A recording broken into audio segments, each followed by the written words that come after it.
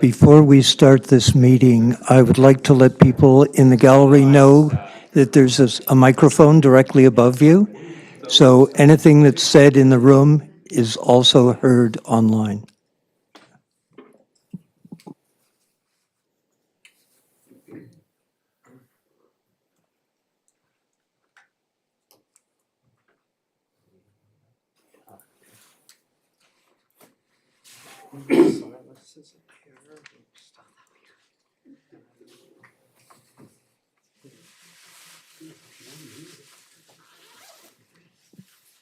Good afternoon. I'd like to call to order the public hearing for November 5th and acknowledge that we're gathered on the traditional unceded territory of the Squamish Nation.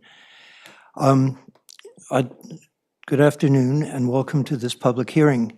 I'd like to acknowledge that the town of Gibsons is on the traditional territory of the Squamish Nation, as I already mentioned. This public hearing is being held to consider the official community plan and zoning amendment bylaws for 528 Marine Drive. There's other aspects of this project that will be discussed at later meetings.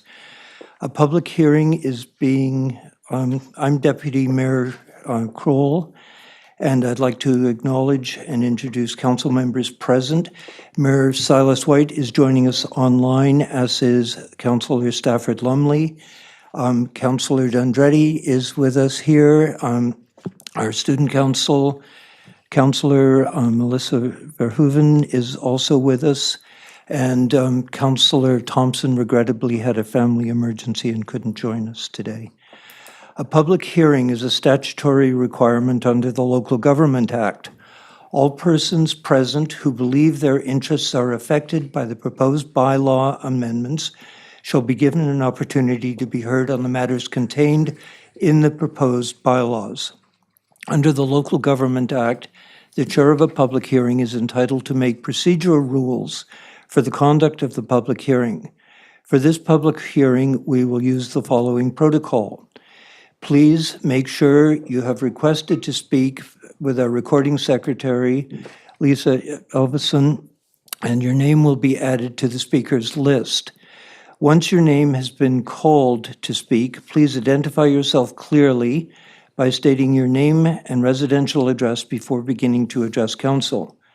Members of council are present to hear your submissions and not to answer questions or debate the merits of the bylaws under consideration. Council members may ask for clarification from members of the public after their submissions, and I'd ask them to do that through me as well. Speakers are allowed up to 3 minutes to make their initial presentation and may not transfer all or part of their allocated time to another speaker. Persons wishing to speak a second time with new information or perspectives may do so only after all other persons wishing to speak have been provided the opportunity to speak for the first time. Persons speaking a second time will be limited to 2 minutes. Persons wishing to speak a third time with new information or perspectives may do so only after all other persons wishing to speak have been provided the opportunity to speak for a first or second time. A person speaking a third time will be limited to 1 minute. Today's proceedings will continue until everyone who wishes to speak has had an opportunity. If necessary, we'll adjourn this afternoon and set a time and date to reconvene the public hearing. It is important to note that council members have not made up our minds on this issue. A public hearing is not a referendum or a vote for those who show up, but rather for council to consider from the public as part of our overall deliberations. Focusing on topic, which is the land use change, will help your case. and I may intervene to ensure that we stay on topic under the considerations of what this public hearing is being held for. If you have already made a written submission and we have read it, it's on our public record, and council is considering written submissions equally. So I'll encourage you not to read it out if we've already received it in writing. I will also clarify that the purpose of this meeting is only to hear from members of the public, one by one. Council will further discuss what we've heard and other aspects of this development proposal and its overall impact on our community, and subsequent council meetings will consider third reading of this bylaw. At this point, to introduce the background on this, I will turn it over to our planner, Katie Thomas. Thank you. This public hearing is for two bylaws. The Official Community Plan Amendment Bylaw, number 98537, looks to change the land use designation of 528 Marine Drive from multi-unit residential special character to a new designation, which would be residential waterfront, which has an intent for single detached duplexes, triplexes, and townhouses along the waterfront of Marine Drive and Marine Crescent. The zoning amendment is zoning amendment bylaw number 106582, and this changes the existing zoning from comprehensive development area number 1 to residential waterfront, which would then allow for a duplex at 528 Marine Drive. Thanks. Thank you. Now turn it over to our corporate officer, Rebecca Anderson. Thank you, Deputy Mayor Kroll. The public hearing agenda was last published on Tuesday, November 5th, today at 10 a.m. It included 9 submissions. Between the time the agenda was published and the statutory deadline for written submissions, no further additional submissions were received or have been added to the agenda for consideration. And just checking right now, none have come in as of this moment. As noted, individuals may choose to forward written submissions via email to clerk@gibsons.ca. That's CLERK at Gibsons, GIBSONS.ca, up to the close of this hearing. Those submissions will then be collated at adjournment and circulated to council for consideration. Thank you. At this point, I would seek further public input. Is there anyone wishing to speak for or against the purposes of this bylaw?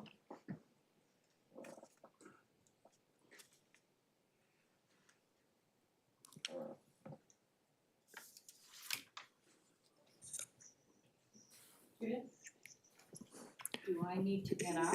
Would you please come to because we have members attending on Zoom, they can't see you. Right. Yes. Is it on? Yes? Yes. Deputy Mayor, councillors, staff. My name is Judy Bonkoff. I live at 628 Glen Road in Gibsons, about 2 blocks away from this development. I oppose this OCP and zoning amendment that will allow for a flood zone variance and a duplex in the proposed form to be constructed at 528 Marine Drive. Firstly, my reasons are the floodplain. Is this an unbuildable lot? Because of the floodplain allowance and the narrow depth of the property. If so, since this lot was purchased in 2023, with the purchaser fully knowing, well, he would need a variance, why is it now incumbent upon the town to grant a variance when the developer should have known this risk? Was this owner somehow told a variance would be no problem? Another concern, is that climate change is impacting the coastline. And we cannot ignore it. We can't ignore the science, and we need to act. Why would we knowingly allow construction on a floodplain? The next thing is duplex zoning.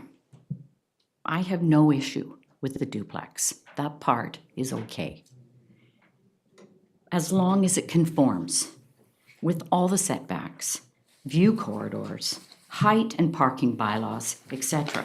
But I take issue with the current drawing for this Excuse duplex. me, we're discussing just the zoning, not the form and character. So that means that I can't comment at all about the shape and form of this. Will there be another That will hearing come up for at that? a later meeting. Will there be a hearing for that? Will there be public input for be- form and character? It'll be available to the public through the publishing of the agenda and the drawings that are put forward at that time. But you know there's no public inquiries at meetings. So how does the public talk about the form and character? You do have an opportunity to write into us. Yes, but respect I to mean, that- as far as acknowledging it publicly, how do I do it? Excuse me, Mrs. Bonkoff, just for clarification, this public hearing is purely for the zoning amendment. It's not to do with form and character, because if the zoning is not approved, the proponent can't go ahead with anything. So, form and character is a moot point at this point until the zoning is at a point where it's been approved. And just for clarification, the variance on the sea level rise has already been granted. It's not part of this. It's already granted. Yes. Okay, so then where are we at? Only that it's going to be a duplex or not? Pretty much, yes. That's it. It's just the zoning and bylaw amendment And at all this these point. pictures have nothing that are online and everything, none of them have anything to do with today. That's what was presented to the ADP and was presented to Committee of the Whole, but we have to proceed with the zoning amendment before this project can proceed. Okay, I get it, but just clarify with me one more time. When does this plan, is there a whole new process for the plan then? For the duplex, for the proposal? Is there a whole new vote, or what happens?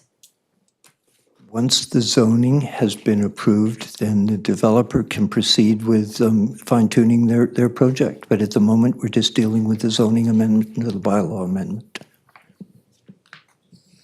So I can't comment on shape, form, and character or anything? Not at this time, Mrs. Bonkoff. All right, then. I think I have nothing else to say, Thank you. other than I'm not impressed.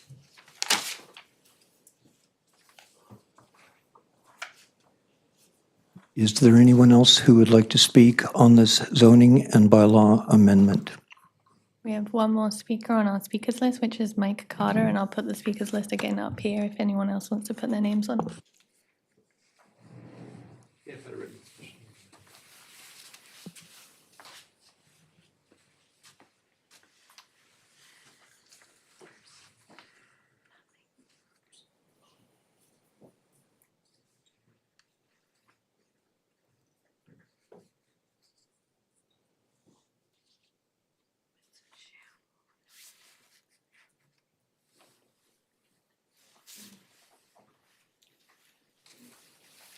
I had a written submission to support it, so.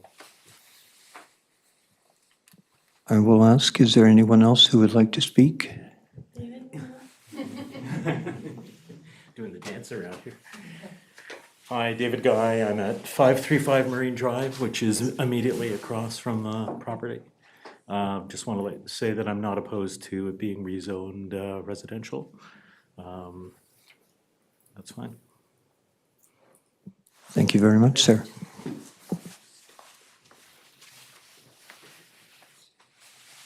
I will ask for a third time and final time, is there anyone else wishing to speak for or against the proposed bylaw and zoning amendments?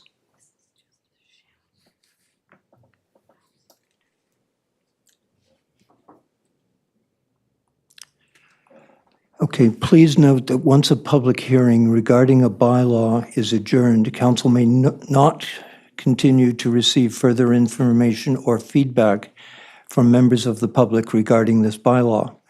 Municipalities are legally required to ensure transparency, procedural fairness, and due process when considering public input regarding a bylaw. This legal requirement arises from common law established by court cases and individuals requiring that all public feedback received be publicized as part of the open session, the public hearing, and is made available to everyone in attendance. This is to ensure transparency of everything that has been considered by members of council when giving the bylaw further readings. For this reason, council and staff accept public input up until the adjournment of the public hearing, and nothing is accepted afterwards. At this point, I would turn to the corporate officer to see if there has been any other information received. Nothing further. Thank you. Being no further input, I will entertain a motion to adjourn this public hearing. Councillor Dundretti, seconded by Mayor White. All in favor? I'd like to thank everyone for being here today. I know this is a difficult process. Staff have had a lot of changes thrown at them recently with, through provincial direction, and it's difficult. As was mentioned, this at this point is just a change in the zoning and the bylaw, and further dialogue will occur when it comes up to, should this project proceed. We'll have opportunity to discuss form and character. Thank you. And I'd like to thank everyone for taking the trouble to be here today. With that, I adjourn this meeting. Thank you. And so, the meetings, we can